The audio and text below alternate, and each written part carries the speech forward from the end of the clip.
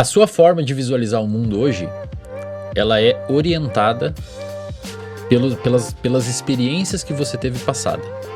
Então, se você teve experiências passadas, por exemplo, relativamente traumáticas, ou você teve experiências passadas que foram reforçadoras do ponto de vista positivo do seu comportamento, o que significa isso?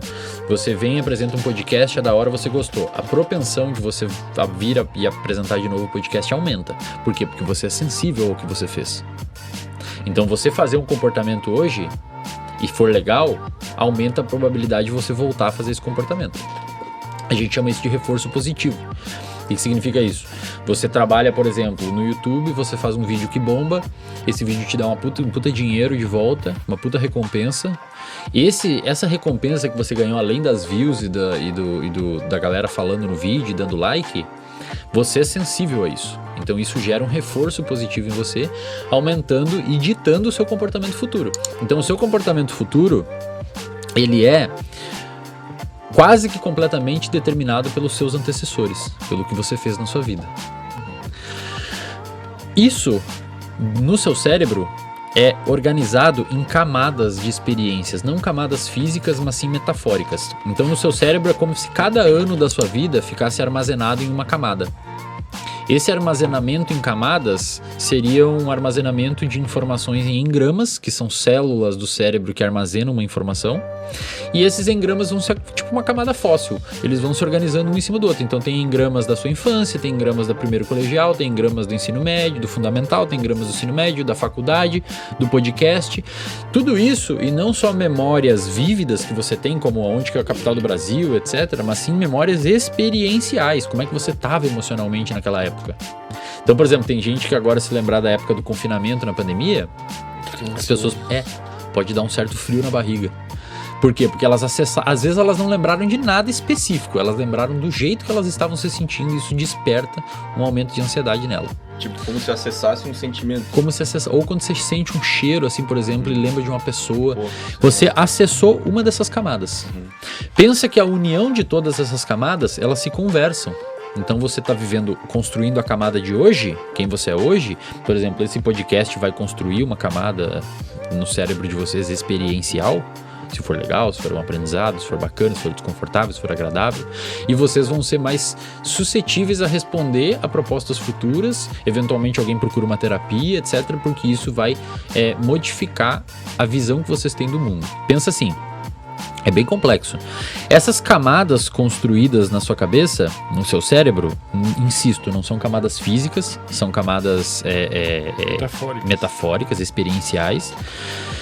Essas camadas, elas se conectam entre si e elas armazenam um padrão de informação, e o armazenamento desse padrão de informação, ele é ditado em parte pela relevância que aquela informação teve para você. Essa relevância, muitas vezes, ela é marcada pelo contexto emocional da experiência. Por isso que você tende a lembrar mais de coisas emocionalmente ativas, principalmente ruins, porque foi importante para você lembrar disso durante a história evolutiva. Afinal de contas, aquele caçador-coletor que lembra onde foi atacado por um tigre tende a não voltar lá, e então é importante ter essas memórias. O problema é que às vezes a gente lembra demais de coisas ruins e desperta uma ansiedade. Qual que é o problema, cara? Qual que é o problema, não? O que deixa mais complexo isso? Existe uma predisposição genética em cada um de nós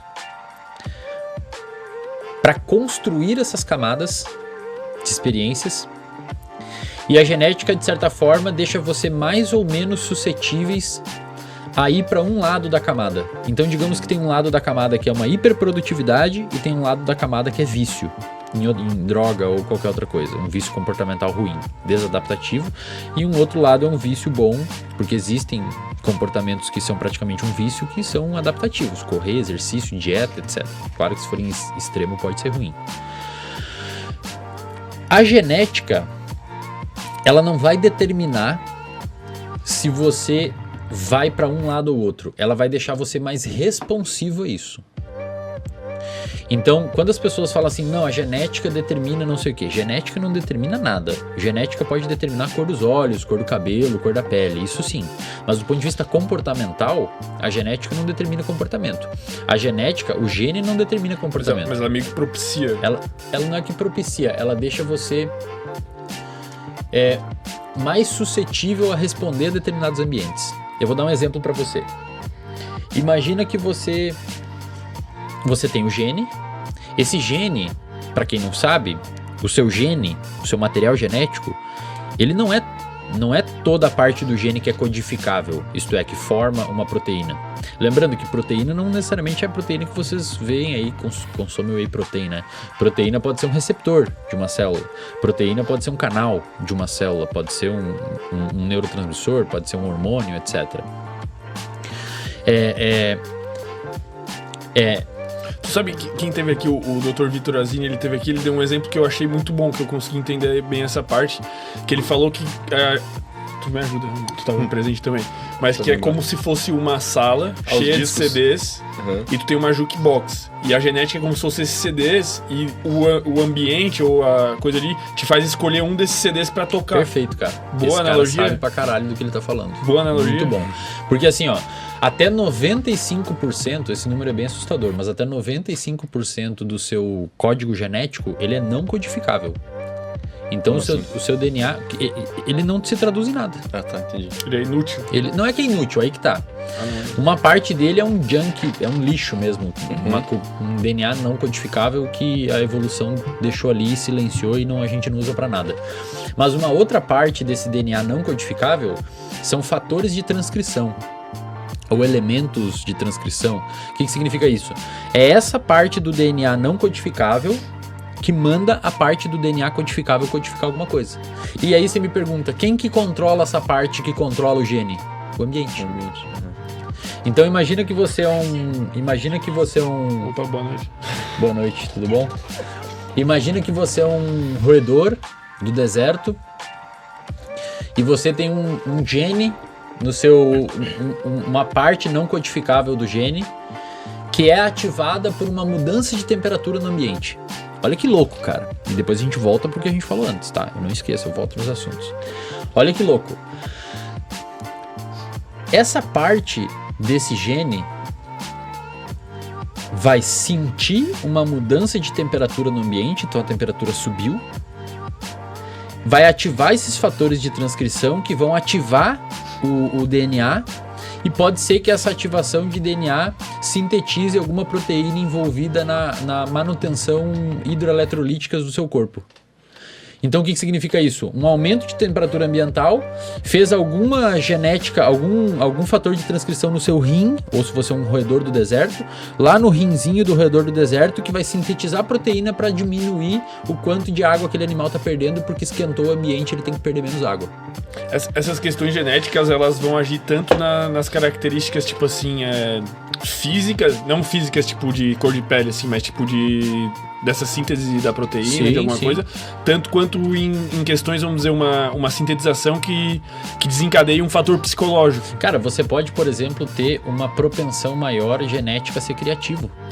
Então você pode ter modificações genéticas na sua célula que tornam o seu limiar de criatividade maior, você tem maior capacidade criativa.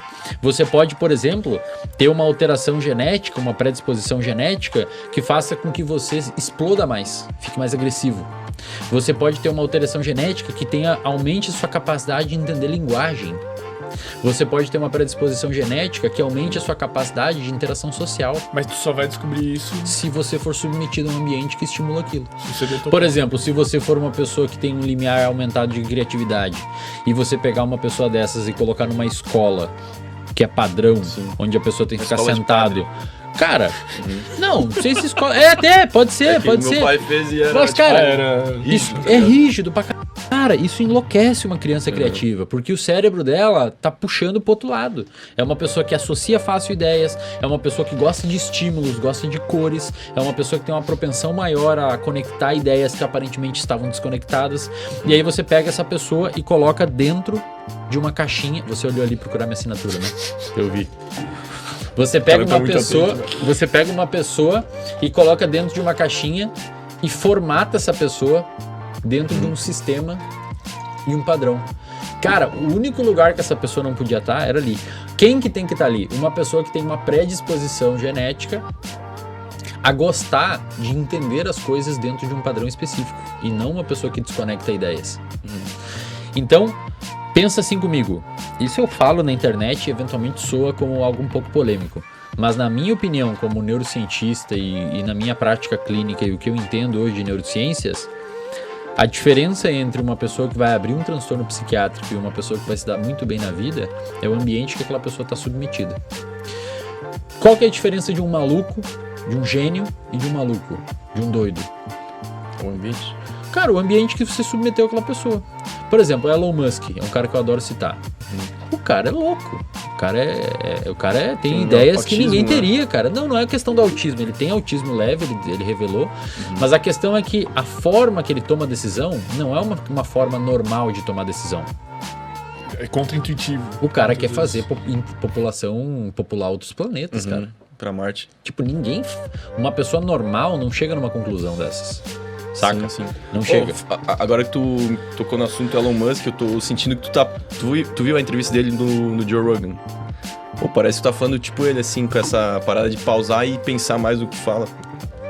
Eu assisti não sei se tu viu também. Eu só vi uns trechos. Pô, é muito massa, porque ele pensa back. em tudo, aí ele dá uma pausa, tipo, planeja o que vai falar, aí fala.